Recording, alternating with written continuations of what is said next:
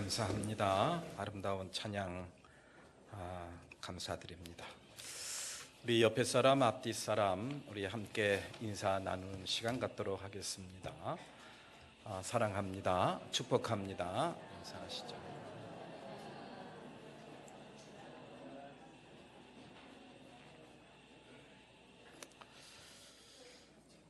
오순절 다락방에서 성령의 역사를 체험한 사람들, 그 사람들이 모여서 예루살렘 교회가 생겼습니다. 이 예루살렘 교회의 놀라운 모습은 우리가 익히 들어서 잘 알고 있습니다. 모두가 다 한 마음이 되었다 그랬습니다. 그리고 한 가족처럼 지냈다 그랬습니다. 나아가 한 공동체의 어떤 성숙한 그런 모습을 가늠할 수 있는 그러한 모습이 바로 경제 공동체입니다. 자기의 것을 자기의 것이라고 자기의 것으로 주장하지 않고 서로 같이 나누어서 소유를 하는, 공동으로 소유하는 그런 경제 공동체까지 나아간 모습이 바로 초대교회 모습이었습니다. 그런데요, 이 초대교회에도 문제가 있었어요. 뭐 사람들이 모이는 곳이니까 문제가 없을 수가 없죠. 그럼에도 불구하고 우리는 초대교회는 우리 이 땅에 존재하는 모든 교회가 지향해야 될 그런 아주 궁극적인 교회로, 궁극적인 모습으로 우리는 그동안 생각을 해왔죠. 그러나 오늘 성경 말씀에 보면은 이 초대 예루살렘 교회에도 문제가 있었구나. 전적으로 완전한 교회는 아니었다라는 그런 것을 저희들한테 가르쳐 주고 있습니다. 그것이 바로 뭘까? 바로 마음의 장벽이었어요. 이방인들에 대한 편견입니다. 그래서 이 사람들은 이방인들에게는 복음을 전하지 않았습니다. 이방인들에게는 복음을 전하지 않았어요. 왜 그랬을까요? 저 사람들은 우리하고 다른 사람들이고, 저 사람들은 하나님을 믿을 수 없는, 하나님께로부터 버림받은 사람들로 생각을 하고 있었다라는 그런 이야기예요. 그래서 그런 마음의 장벽을 깨트리는 말씀을 예수님께서 마지막으로 해주시고 승천하셨던 것을 우린 볼 수가 있습니다. 마태복음 28장 19절 말씀에 이렇게 기록이 되어 있죠. 그러므로 너희는 가서 모든 민족을 제자로 삼아서 아버지와 아들과 성령의 이름으로 세례를 주고 이랬습니다. 가서 모든 민족을 제자로 삼으라 그랬어요. 제자를 삼기 위해서 복음을 전해야죠. 그런데 그 대상이 누구냐? 유대인들만이었습니까? 아닙니다. 모든 민족의 모든 민족, 인종을 초월하고 민족을 초월하고 나라를 초월하고 그리고 지역을 초월해서 모든 사람들한테 가서 복음을 전하라 라는 것이 바로 예수님의 마지막 명령이었다라는 그런 이야기예요. 그런데요, 이 초대 예루살렘 교회는 이걸 지키지 못했어요. 그래서 예루살렘 교회에 핍박이 온 다음에 이 사람들이 흩어진 곳에서 제자들이 복음을 전하는데, 그때까지도 이 사람들은 누구에게만 복음을 전했다 그랬습니까? 오늘 본문 말씀 19절 말씀에 있죠. 스데반에게 가해진 박해 때문에 흩어진 사람들이 페니키아와 키프로스와 안디옥까지 가서 누구들에게만 말씀을 전하였다? 유대인들에게만 말씀을 전했다 그래요. 이 잘 깨닫지를 못한 겁니다. 이거 하나님이 싫어하는 거예요. 이 땅에 교회가 존재하는 이유가 뭡니까? 이 땅에 그리스도인이 존재하는 이유가 뭘까요? 여러 가지가 있겠습니다만은 가장 중요한 것은 바로 뭐냐? 하나님이 기뻐하시는 일을 하기 위해서 교회가 생기고 또 그리스도인으로 우리가 존재하는 것이 아닌가, 이렇게 우리가 생각을 해볼 수가 있습니다. 경제 공동체까지 이루었던 그런 초대 예루살렘 교회에도 이런 편견이 있었어요. 민족들에 대한 편견, 사람들에 대한 편견이 있었다라는 그런 이야기입니다. 그런데요, 놀라운 일이 벌어졌어요. 바로 안디옥에 복음을 전하러 간 사람들이 이번에는 유대인들에게만 복음을 전한 것이 아니라 그리스 사람들, 또 그리스 말을 하는 이방인들에게도 복음을 전하는 그러한 일들이 생겨나게 되었습니다. 그런데요, 생각지도 못했던 뜻밖의 일이 벌어졌습니다. 이 사람들이 너무너무 잘 받아들이는 거예요. 이 사람들은 제껴놨고 이 사람들은 하나님을 알 수가 없다라고, 하나님을 믿을 수가 없고 따라서 복음을 받아들일 수 없는 사람이라고 제껴놨던 사람들인데 이게 웬일입니까? 너무너무 잘 받아들이는 거예요. 그리고 복음을 받아들이고 예수님을 나의 구세주로 영접하고 새로운 삶을 살아가는데 정말 예루살렘 교회와는 비교가 안 되는 그런 아름답고 복된 신앙 공동체를 이루어가는 모습을 저희들한테 보여주고 있습니다. 그래서요, 저는 이 말씀을 준비하면서 기도의 제목을 좀 바꿨습니다. 저는 우리 매원교회가 초대교회의 그런 아름다운 신앙의 모습을 본받기를 간절히 기도했거든요. 근데 바꿨어요. 뭐라고 바꿨느냐? 안디옥 교회로 바꿨습니다. 이 예루살렘 교회보다도요, 안디옥 교회가 더 성숙한 교회더라고요. 같은 동시대에 비슷한 시대에 생겨난 교회이긴 하지만 예루살렘 교회는 마음의 장벽을 허물지 못했어요. 이방인들에 대한 편견을 여전히 갖고 있었습니다. 그런데 이 안디옥 교회는 다른 거예요. 하나님이 보시기에 기쁜 교회, 아름다운 교회였고 하나님이 기뻐하는 그런 교회로 우뚝 서 있는 그런 모습을 저희들한테 보여주고 있습니다. 이방인들에 대한 마음의 장벽이 무너지지 않은 예루살렘 교회의 모습을 보여준 그런 예가 있는데요, 바로 고넬료의 집에 가서 복음을 전했던 베드로에 대한 유대인들의 태도를 통해서도 알 수가 있습니다. 유대인들이 지니고 있었던 이방인들에 대한 편견을 없애기 위해서 하나님께서 베드로에게 환상을 보여주셨어요. 보자기를 내려주셨는데 그 안에 보니까는 뭐가 있어요? 4발 달린 짐승, 기어다니는 짐승, 날아다니는 짐승들이 있어요. 그것을 갖고 우리 하나님께서 베드로에게 말씀하십니다. 이것을 먹어라. 이거 못 먹습니다. 왜? 그건 부정한 것들입니다. 무슨 소리냐? 내가 깨끗하다고 하는데 네가 왜 부정하다고 하느냐? 이러면서 이방인들에 대한 편견을 깨트려버리는 그러한 모습을 우리는 지난 시간에 우리가 한번 살펴본 적이 있습니다. 그러한 이 유대인들의 시각은 여전히 남아 있어서 그렇게 고넬료의 집에 가서 복음을 전했던 이 베드로를 갖다가 비판을 하고 비난을 하는 그러한 모습도 저희들한테 전해주고 있습니다. 고넬료의 집에 가서 복음을 전했더니 이들이 그것을 기쁘게 받아들이고 식구들을 다 데리고 와서 세례를 받고 그리스도인으로 살아가는 그러한 모습, 이것을 보고 깜짝 놀란 거예요. 그래서 베드로가 이제 이 예루살렘 초대교인들 앞에서 그 이야기를 합니다. 그러면 여러분들 같으면 어떻게 할까요? 우리 매운교회 같으면 할렐루야 그래서 박수를 치셨을 거예요. 아닌가요? 그런데 이 예루살렘 교인들이 싫어하는 거예요. 비판을 하는 겁니다. 어쩌자고 이방인들 집에 가서 그들과 함께 먹고 자고 그들과 이야기를 나눕니까? 그들하고는 상종도 하지 말아야 됩니다. 이겁니다. 이 정도로 예루살렘에 있는 유대인들의 마음의 장벽은 견고했습니다. 그러한 와중에 이제 안디옥 교회에 교회가 생겼다는, 그래서 이방인들이 복음을 받아들이고 아주 모범적으로 신앙생활을 잘하고 있다는 그런 소문을 듣게 됩니다.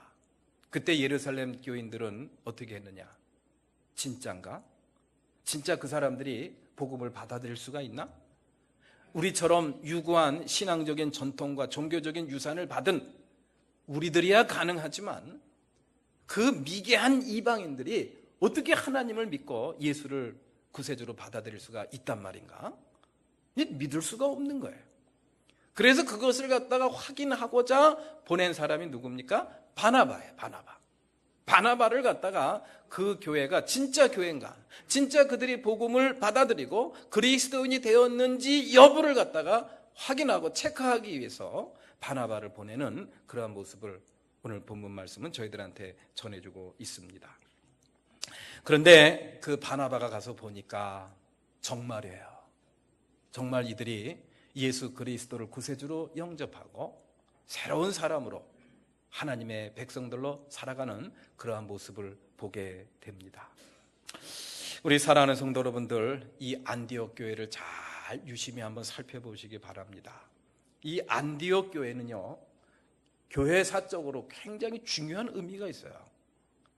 세계에 복음을 전하는 그러한 이 전도의 사명, 선교의 사명의 그 촛대를 갖다가 예루살렘 교회에서 하나님께서 안디옥 교회로 옮기는 그러한 모습을 우리는 발견을 할 수가 있기 때문이죠. 예루살렘 교회를 통해서 이루고자 하시는 그러한 복음화, 선교의 사명, 이 놀라운 사명, 그것도 명예로운 이 사명을 갖다가 그 촛대를 갖다가 예루살렘 교회에 있던 그것을 갖다가 어디로 옮겼어요? 안디옥 교회로 옮기는 그러한 모습을 우리는 볼 수가 있어요.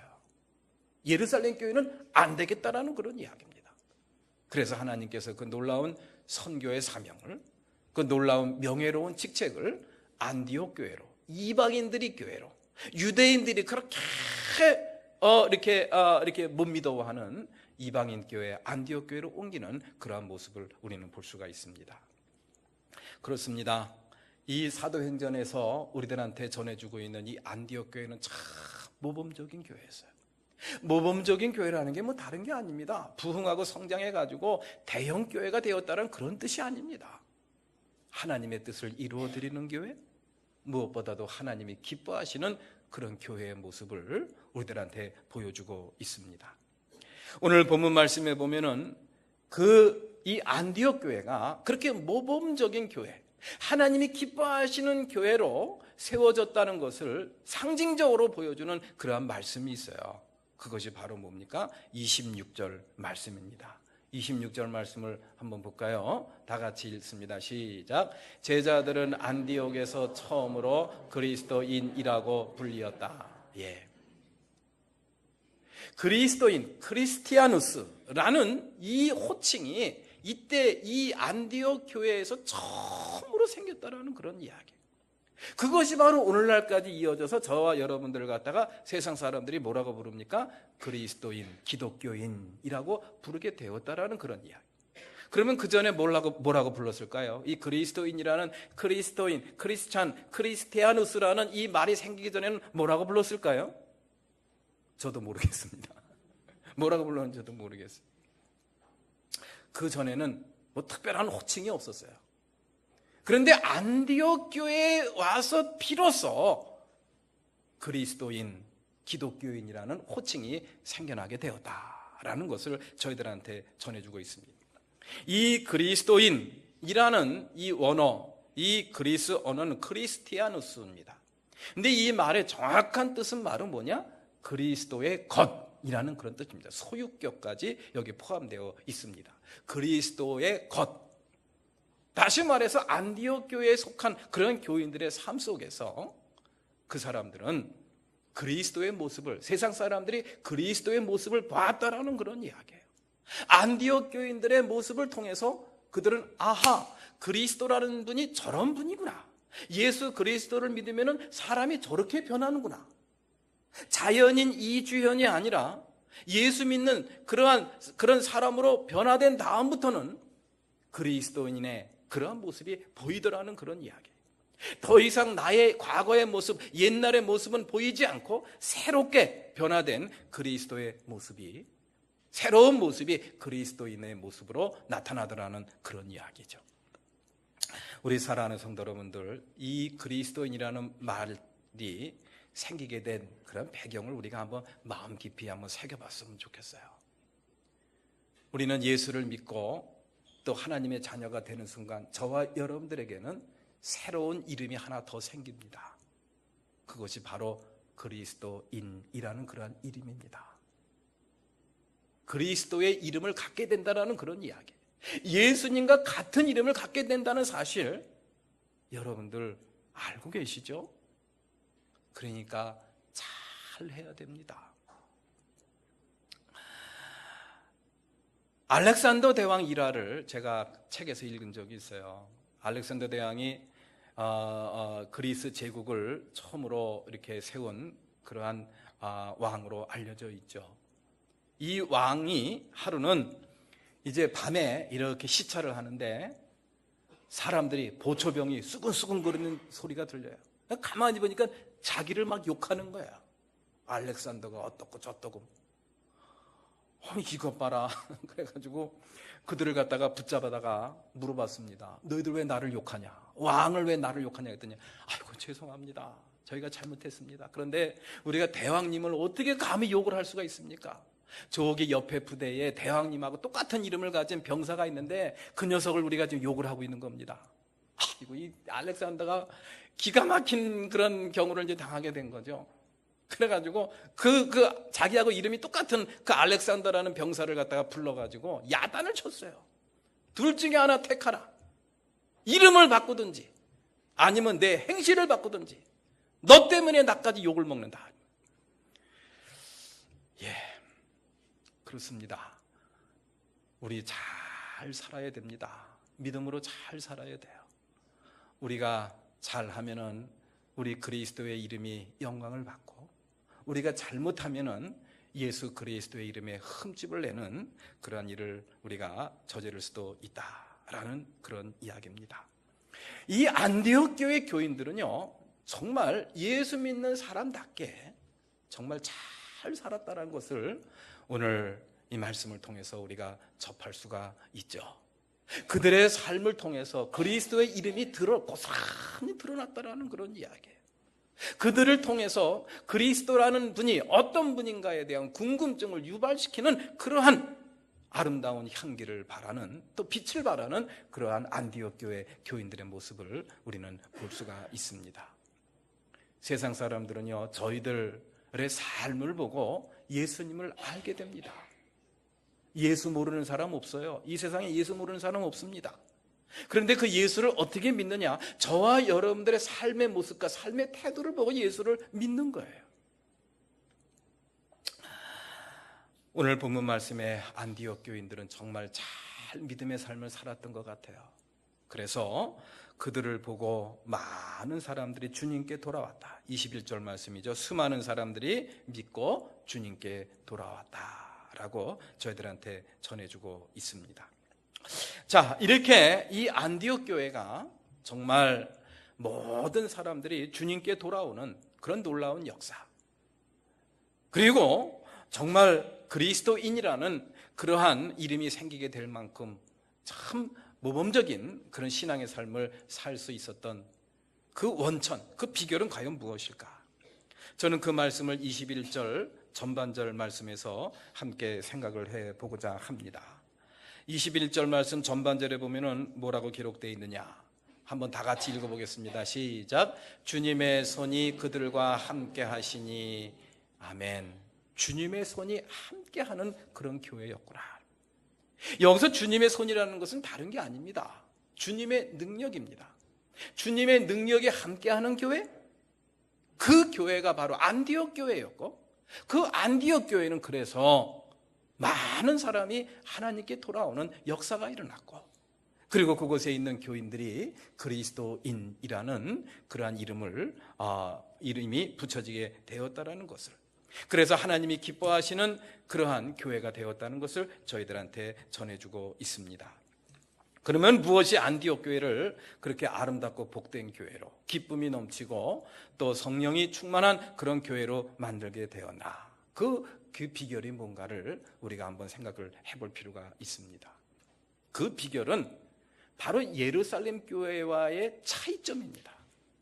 도대체 안디옥 교회와 예루살렘 교회의 차이점, 그 구별점은 과연 무엇인가? 이걸 갖다가 우리가 먼저 생각을 해볼 필요가 있습니다. 아까도 말씀을 드렸지만은 이 안디옥 교회와 예루살렘 교회의 첫 번째 차이점은 바로 뭐냐? 마음의 장벽입니다.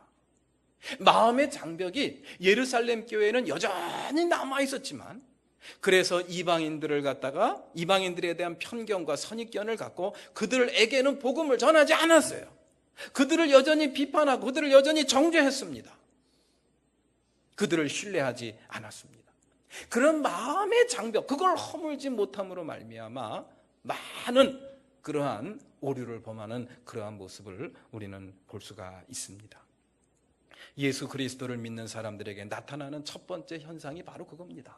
마음의 장벽이 무너지는 거예요. 싫었던 사람이 좋아지고, 또 원수 같은 사람이 또 사랑스러워지고 불쌍히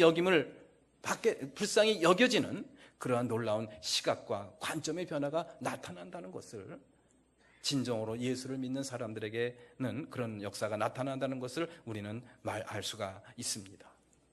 이 안디옥 교회가 그렇게 정말 이 마음의 장벽이 무너져가지고 많은 사람들이 한 마음이 되고 한 뜻이 돼서 어우러진 아름다운 그런 교회였다는 것을 우리는 사도행전 13장 1절 말씀을 통해서 우리가 찾아볼 수가 있어요.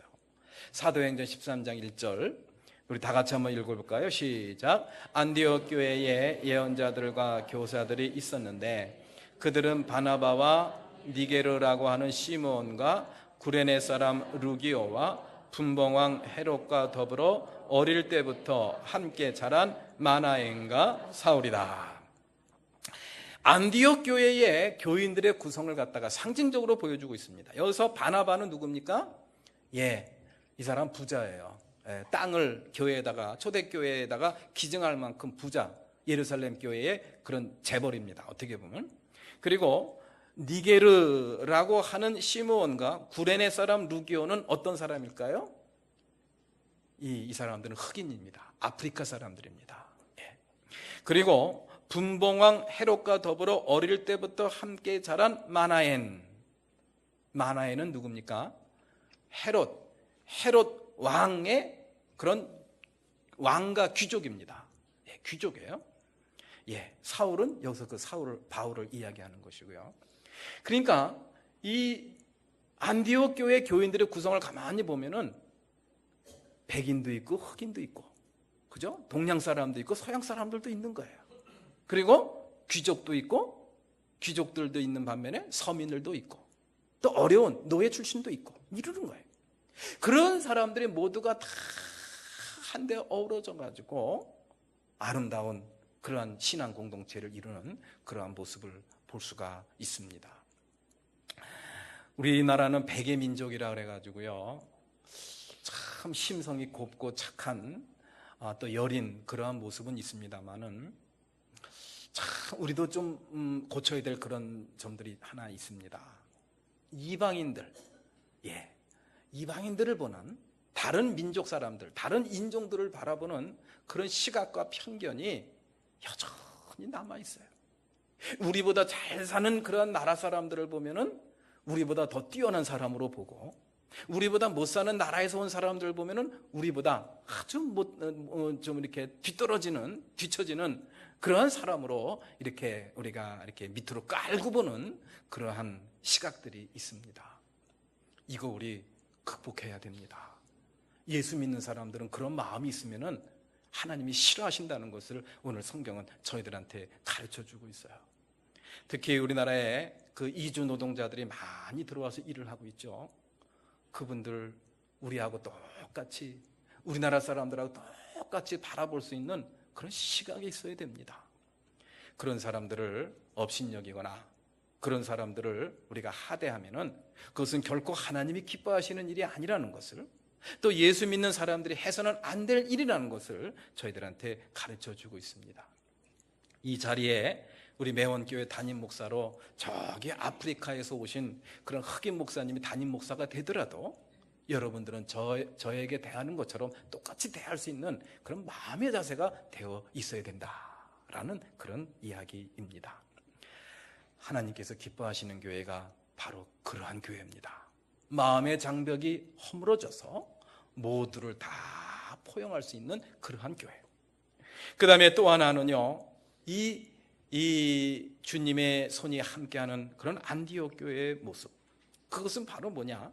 복음의 열정으로 충만한 안디옥 교회의 모습을 우리는 볼 수가 있습니다. 복음의 열정으로 충만한 안디옥 교회의 모습, 그것이 아주 상징적으로 나타난 것이 있죠. 그것이 바로 뭡니까? 오늘 본문 말씀해 보니까 이 바나바가 와가지고 제일 먼저 한 일이 뭔지 아시죠? 바울을 갖다가 데리러 가는 겁니다.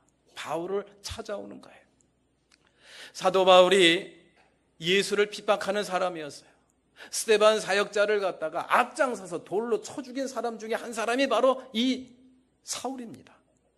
그런데 이 사울이 예수 믿는 사람들을 잡으러 시리아로 갔다가 그곳에서 부활하신 예수님을 만나서 변화됐습니다.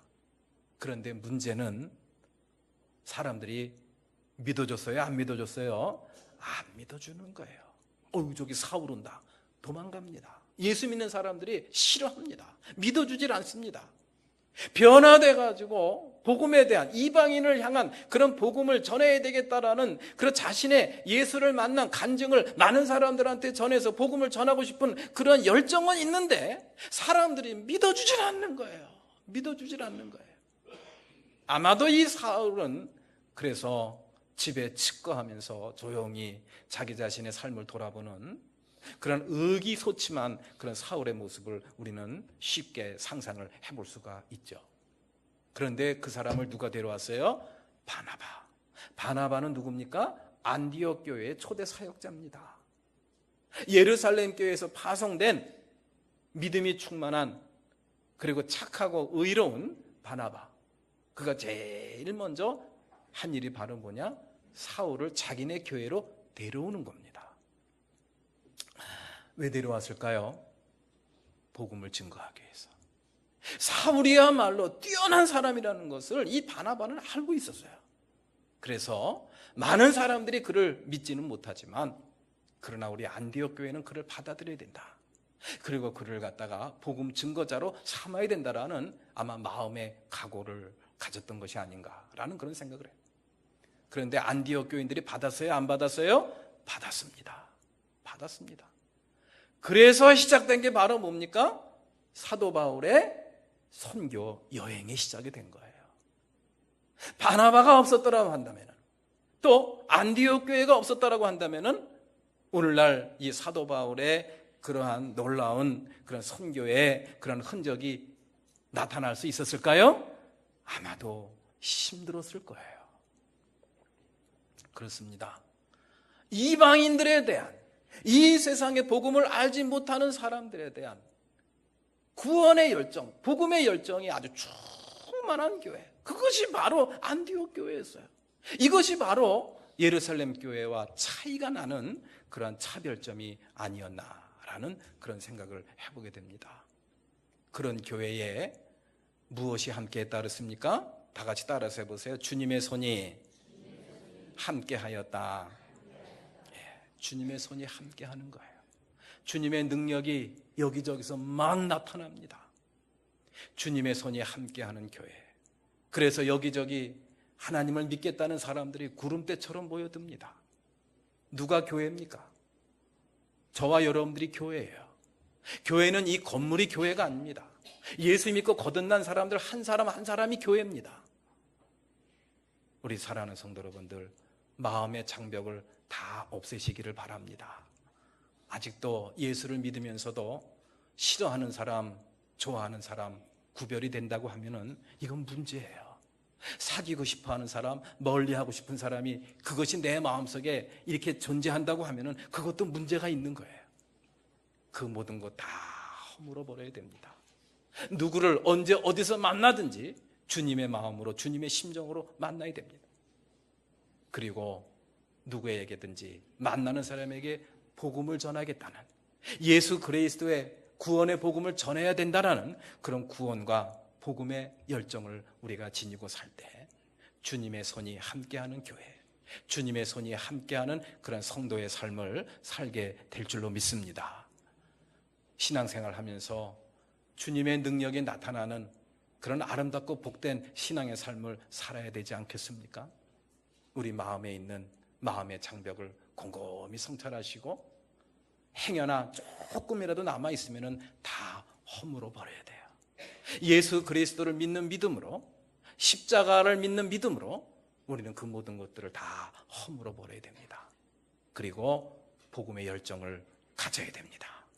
만나는 사람마다, 내가 아는 사람들에게만, 유대인들에게만 복음을 전했던 예루살렘 교인들처럼 내가 아는 사람만 복음을 전하는 게 아니라 내가 모르는 사람이라 할지라도, 심지어 나를 죽이려고 하는 사람이라고 할지라도, 나에게 원수 같은 사람이라고 할지라도 그 어느 누구든지 만나는 사람마다 복음을 전해야 된다는 복음의 열정을 갖고 살아가는 교회, 그게 바로 주님의 손이 함께하는 교회였습니다. 그런 마음으로 살아가는 사람들, 바로 주님의 손이 함께하는 그런 성도의 삶을 살게 될 줄로 믿습니다. 우리 모두 주님의 손이 함께하는 우리 매원교회, 주님의 손이 함께하는 아름답고 복된 성도가 다 되시기를 주님의 이름으로 축복합니다. 그런